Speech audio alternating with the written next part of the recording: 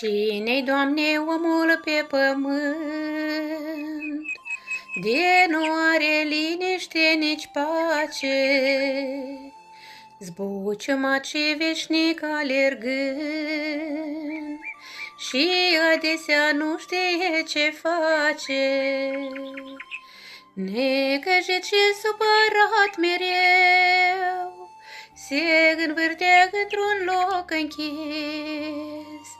A uitat de mult cuvântul tău, a uitat ce-n lege este scris. Viața omului, a parâului, niciodată nu se întoarce. Cât nu ți-ai dori, cât nu te-ai sili, tu nimica nu poți face.